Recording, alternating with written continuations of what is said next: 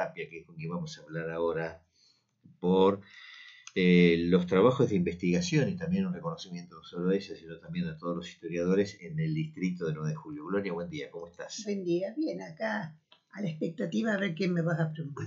No, Gloria ha hecho una investigación muy interesante, muy profunda sobre la creación y el nacimiento de Facundo Quiroga, desde los orígenes que nacen con la estancia del Socorro, y conjuntamente con ello desarrolló absolutamente todos los aspectos que hacen a la conformación de la localidad. Y muchas veces hemos hablado sobre eso, porque cuando yo estaba estudiando en La Plata, también hace muchos años, llevé adelante una investigación incipiente de los primeros tramos de la historia de Quiroga, desde la fundación.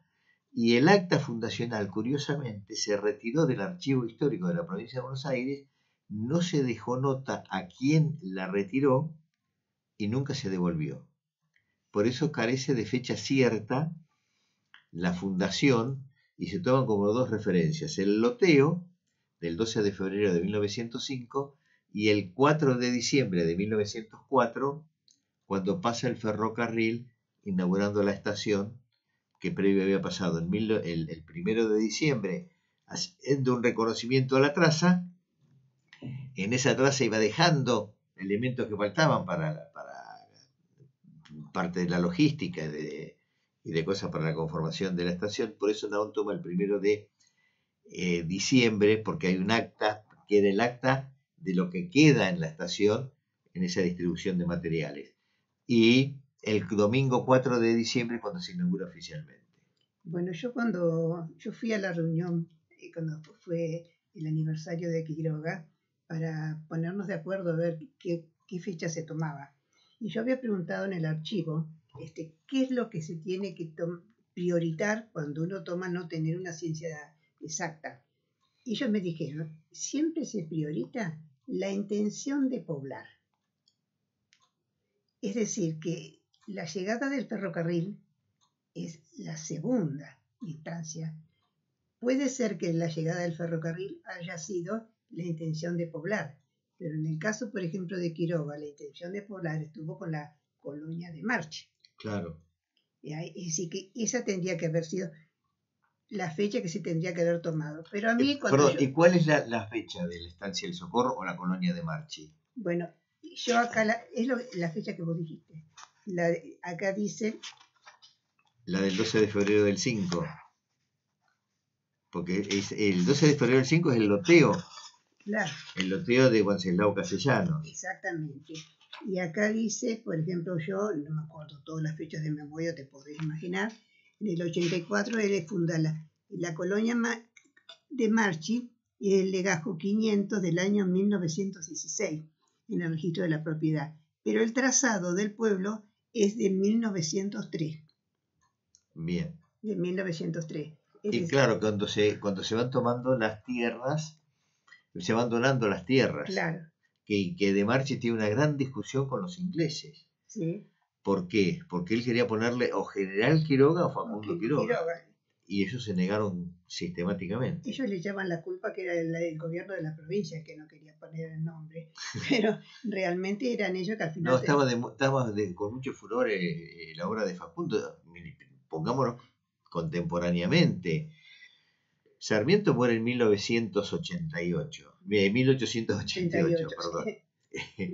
Y estamos hablando en escaso tiempo de esto, es todo contemporáneo dentro del mismo periodo.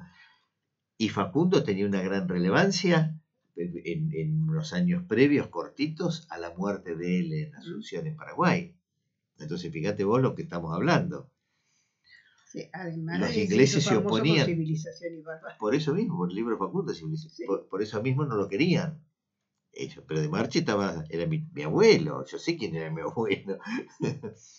Entonces, por esa razón la discusión. Hasta que los ingleses le dicen, bueno, aceptamos, y después viene la gran discusión cuando le ponen Quiroga secas. Claro. Y siguió protestando, y eso termina reivindicándose en el gobierno de 1976, cuando un decreto del entonces presidente de Ferrocarriles Argentinos y Videla, no recuerdo el nombre del presidente de Ferrocarriles Argentinos, y Videla, deciden reivindicar el nombre y le ponen Facundo Quiroga a la estación. Fíjate cuánto tiempo pasó, ¿no? Sí, sí. Vos ahora me estás pidiendo que yo retenga todos No, esos nombres de memoria. no, Yo me tengo que simplemente... fijar en el trabajo, que yo todo eso lo tengo puesto, por ejemplo, en la parte del ferrocarril. Claro, tal cual. No, el trabajo de Gloria, le digo, es brillante, no excelente. Brillante. Para propios, quiero decir, para los quiroguenses que lo tengan presente y aquellos curiosos de la historia del distrito de 9 de julio. Bueno, no sé, cuando vos hablás acerca de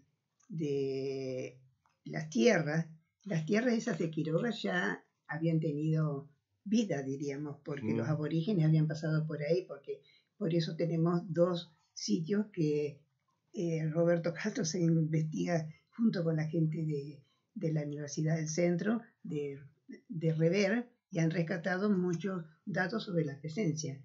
Pero después tenemos lo que fue el avance de la frontera.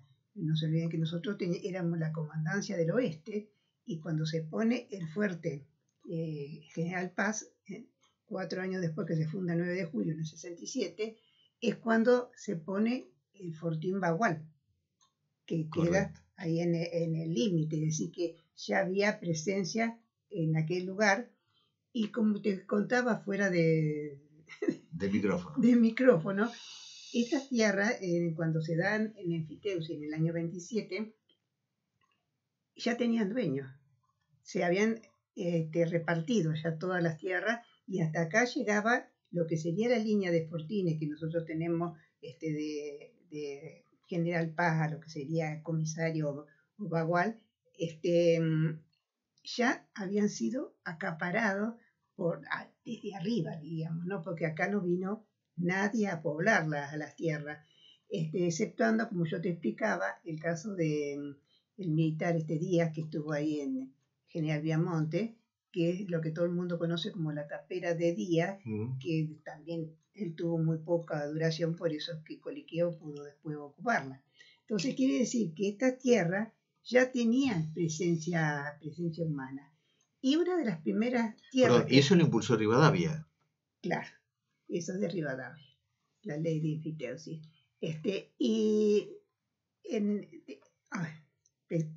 Había una colonia, que fue la colonia La Gisela, que es del año 1882, que si la miramos es casi paralela a lo que es la colonia de Demarchi.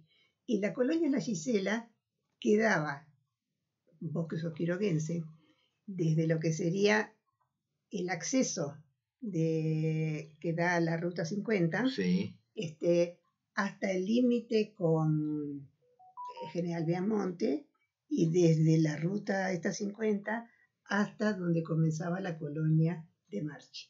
Esa colonia se había perteneció en una época a los campos de Beati, ese lugar, y en este momento era no me acuerdo, de Dalmiro Sáenz y compañía, era María Calderón, y tenían la obligación de hacer un pueblo, porque cuando se hacían las colonias, el particular pedía al catastro la autorización para formar una colonia dentro de su campo, pero el catastro le pedía ciertos requisitos, que fueran de tantos tamaños los lotes, que las calles como tenían que ser, que se dejaran las reservas para escuelas, para plazas y demás, y todo eso no se hizo. Por eso que cuando vos entras de aquel lado es campo, campo, campo, campo. Claro. No quedó nada más que el loteo, diríamos, de esas tierras, pero no se hizo poblamiento. Por eso cuando se pone la colonia de Marchi, esto sí, cuando a él le piden, diríamos, la diagramación del pueblo, y le piden las reservas, de Marchi dona esas tierras, no solamente para el ferrocarril, sino para el fraccionamiento de las primeras lotes que van a ser habitados. Cuando vos hablas, eso que vos me dijiste que era tu abuelo, ¿de dónde viene? ¿Cómo? ¿Que de Marchi era tu abuelo? No. Ah, No, porque no, no, no. me No, quedé no, no. asombrado. De Marchi tenía de abuelo a Facundo Ah, Quiroga. sí, sí, A eso, Facundo sí, Quiroga. eso es cierto. Claro, de Eh, ahí viene. Y y por eso le propone a los ingleses que tenga el nombre de Quiroga o General Quiroga. bueno, mi trabajo precisamente se llama Quiroga, un pueblo con nombres ilustres. Porque claro, tenemos por un lado a De Marchi, lo que sería el abuelo de De Marchi había sido cónsul de Suiza, Sí, por eso que él estudia en Suiza y claro. vive hasta que se egresa como ingeniero. Bueno, él incluso de Marchi, siendo estudiante en Suiza, deja un trabajo en la universidad que después se convierte en un puente Claro. en el sur de Suiza, en el cantón, no me acuerdo el nombre del cantón, de habla italiana. Sí, además, yo cuando investigaba sobre la historia de Marchi, eh, el abuelo, ¿cómo es que se conocen esta pareja, cómo se forma esta parejita? De Marchi tenía una, no sé cómo le dice, no es una botica, es una farmacia, para que lo Mm, entendamos hoy en día, frente a lo que sería la iglesia Santo Domingo en Buenos Aires. sí. Y al lado estaba la casa de Facundo Quiroga, Mm. de Facundo Quiroga, y antiguamente había sido la casa de Belgrano. Ah, Ahí. eso no sabía, mira. Bueno, la casa de Belgrano. Y bueno, de ahí, de la relación de vecindad, surge el noviazgo Con la hija menor de con la Facundo. hija menor de Facundo Quiroga. Pues eso son toda una historia. Y a mí me ocurrió que cuando yo miraba, por ejemplo, el hecho de la isla Maciel, que fue no es la isla Maciel, Sí, sí, la isla Maciel, digo bien, que era conocida como de la Marchi. de Marchi, exactamente. Yo pensaba que era nada más que la isla, y ahora cuando fui al Congreso de La Plata, justo en la comisión mía, había un señor que presentaba un trabajo sobre la ruta del vino en Avellaneda. Y justo la colonia se llamaba Colonia de Marchi, que había sido ocupada generalmente por italianos que se dedicaron al vino, no sé si llamaríamos patero, el vino de la costa, Mm. porque no sé la yo de esto de enología, no sé nada. Este, y yo le preguntaba, porque para mí era toda una novedad que además de tener la colonia acá, tuviera la colonia allá. Y dice que él lo había sacado de la Universidad de San Andrés, que es donde está el fondo documental de toda la historia de Marcha.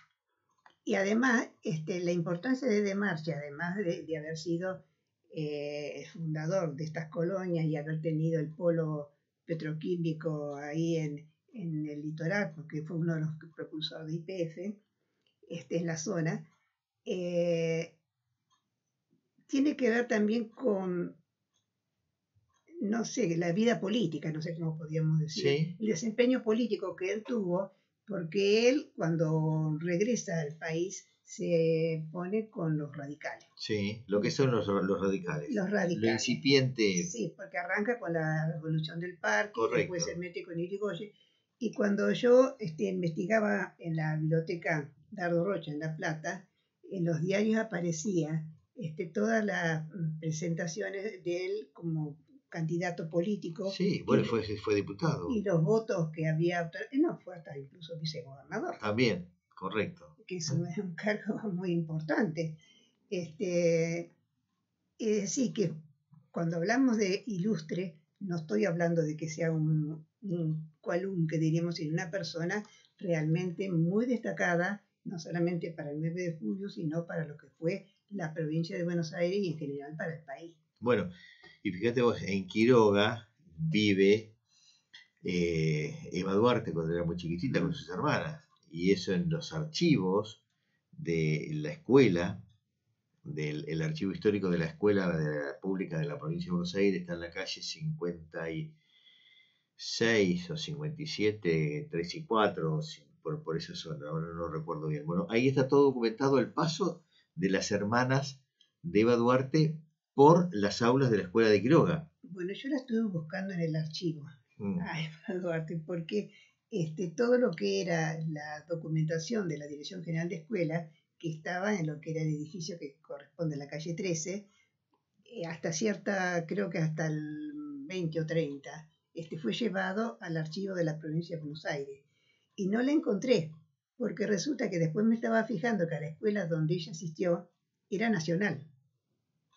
Cuando se origina la escuela, el primer asentamiento de esa escuela, entonces los registros posiblemente estén... Sí, pues yo los encontré a las hermanas, a Blanca y a Herminda, las encontré en el archivo, en Quiroga, en la escuela. Claro, pero en la escuela, yo no fui a la escuela, vos pensás que Yo fui al archivo de la escuela, yo fui al archivo de las escuelas, en La Plata. Archivo.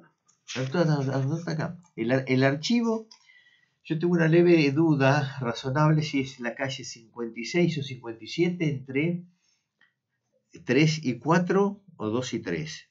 En esas... En esas 53. Sí, en calle 57. 57. 57 o 56 entre 3 y 4 o 4 y 5. Porque yo ahí fui y ahí descubro a Duarte, que yo cuando voy tomando nota de todo eso no me di cuenta quiénes eran. Eran Blanca y Herminia, después lo saco. Entre los primeros alumnos había un señor Valenti, que fue el que después montó una farmacia, Domingo Valenti, y todas familias que me resultaban en aquel momento, ya pasó mucho tiempo. Sí, yo la anduve buscando. Pero la sobrina nieta, Cristina Álvarez Rodríguez, hoy asesora del gobernador, no hace mucho me la encontré circunstancialmente y me dijo que María Eva había hecho primer grado inferior en la escuela de Quiroga, pero yo eso no lo encontré en los registros. Bueno, yo tampoco lo pude encontrar y yo estaba mirando porque supuestamente la escuela sería la número 2, que después vino para acá. Después quedó la 13.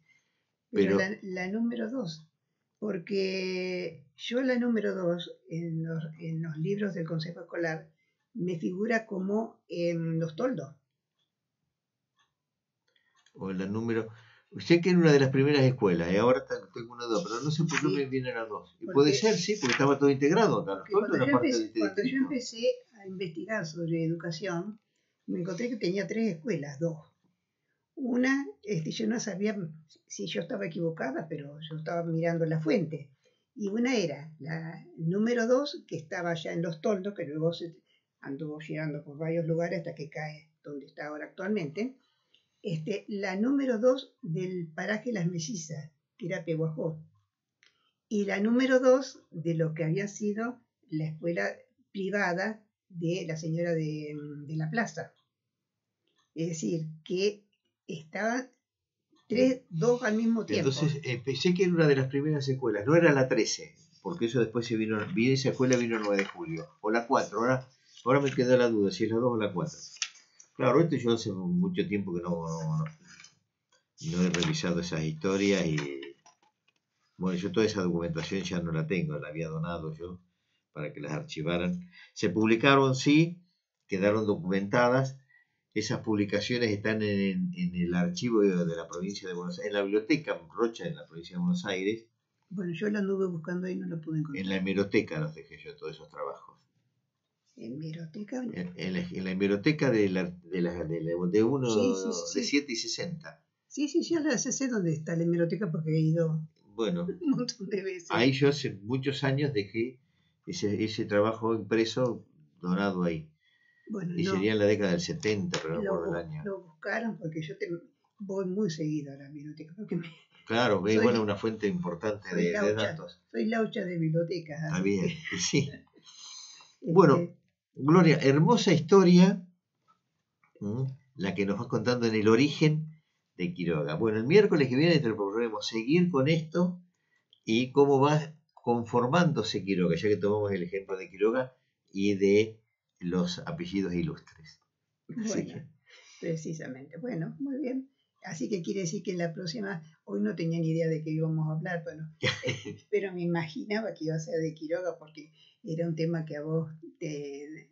No, todo el distrito de 9 de julio, pero Quiroga porque yo hice un aporte en su momento, claro.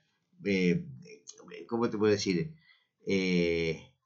se hizo el primer trazo grueso para determinar la existencia de la documentación, y de ahí surge, que vos habrás visto en el mapa, la traza del pueblo y que la localidad tenía todos los nombres vinculados con la vida y obra de Facundo Quiroga. Esa era la gran riqueza de aquella investigación de aquel momento. Sí, exactamente, es así. Y además me da lástima porque antes había dificultades porque yo miraba la historia de Quiroga y el asunto de las inundaciones ya existía desde vieja data. Sí. Porque yo cuando leía a Pastorino, él decía que las casas cuando llovía tenían hasta medio metro de agua dentro de las casas, porque Quiroga está fundada en un bajo. Y bueno, se secó eso, que era de las tres. También había, no sé si tres, pero dos lagunas seguras alrededor del Socorro. Sí, y el Bagual era una. Bueno. Que era donde estaba el Fortín. Claro, bueno. Estaba el Fortín acá y la laguna al lado. Y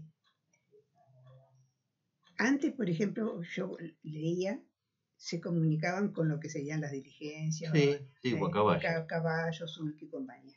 Pero siempre tuvieron dificultades para comunicarse. Tal es así que en la cabeza se la estuvo dando mucho tiempo la idea de separarse, de independizarse de 9 de julio, porque realmente les queda más cerquita Lincoln, por ejemplo, o Casares, que ahora que tienen que hacer más de 100 kilómetros para llegar por ruta hasta 9 de julio. Sí, hasta no hace mucho hubo una corriente quiroguense de querer independizarse.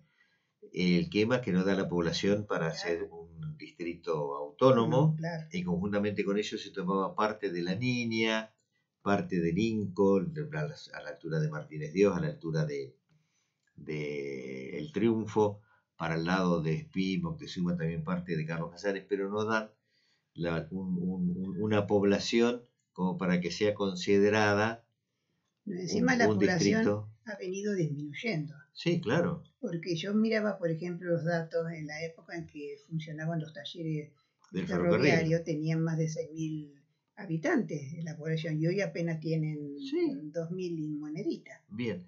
Bueno, ese va a ser un tema interesante, tocar el tema de los talleres, que se tuvieron que ir después a Mechita, porque estaban pensados justo a mitad de camino de toda la traza de esa línea del Sarmiento, Quiroga en el kilómetro 303, y conjuntamente con ello seguía hasta el Pico, ahí terminaba ese ramal. Sí, se llevaron a Mechita y a Timote. Claro, lo distribuyeron en función de esa crisis que hubo en Quiroga, que incluyó incendios. Sí, pero en todo el país se dieron incendios, no solamente acá en Quiroga. Y la manera que tuvo el ferrocarril fue levantar los talleres, y ahí fue el primer éxodo que tuvo Quiroga cuando se le fue, fueron los trabajadores que estaban acá, porque muchos de estos trabajadores que llegaron a Quiroga, que aumentaron la población, además de las colonias, habían venido del Gran Buenos Aires. Sí, todos. Era todo un proyecto de hacer crecer precisamente con trabajo a las localidades y de esos lugares. Un tema interesantísimo. Gloria, bueno, muchísimas gracias por toda esta charla. De nada. Bueno, nosotros